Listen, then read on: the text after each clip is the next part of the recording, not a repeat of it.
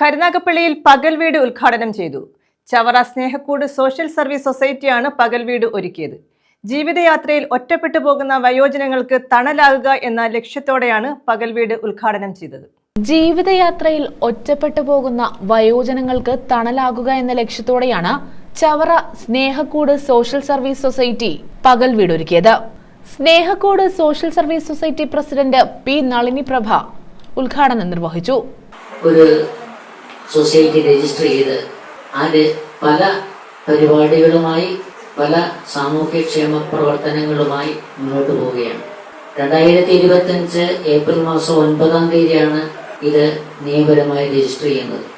ഏകദേശം 2 മാസങ്ങൾക്ക് ശേഷം ഒരു ചെറിയ കാലയളവ് കൊണ്ട് തന്നെ ഒരു പകൽ വീട് എന്ന ഞങ്ങളുടെ ആദ്യ പ്രോജക്റ്റ് സഫലമാക്കാൻ കഴിഞ്ഞതിനുള്ള സന്തോഷത്തിലാണ് ഞങ്ങൾ എല്ലാവരും. സ്വാഗത പ്രസംഗിക പറഞ്ഞതുപോലെ ചാരിറ്റി ചെയ്യാൻ സന്മനസ്സുള്ള ഞങ്ങളുടെ ഒരു കൂട്ടായ്മയാണ് ഈ സൊസൈറ്റി രൂപീകരണത്തിന് വേണ്ടി മുന്നിട്ടിറങ്ങിയത്. ഇതിനു മുമ്പും പല സാമൂഹ്യ ക്ഷേമ പ്രവർത്തനങ്ങളിലെല്ലാം തന്നെ ഞങ്ങൾ വ്യാപൃതരായിരുന്നു.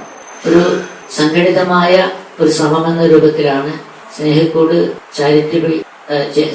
സോഷ്യൽ സർവീസ് സൊസൈറ്റി എന്ന ഈ പ്രസ്ഥാനത്തിന് ഞങ്ങൾ രൂപം നൽകിയത്.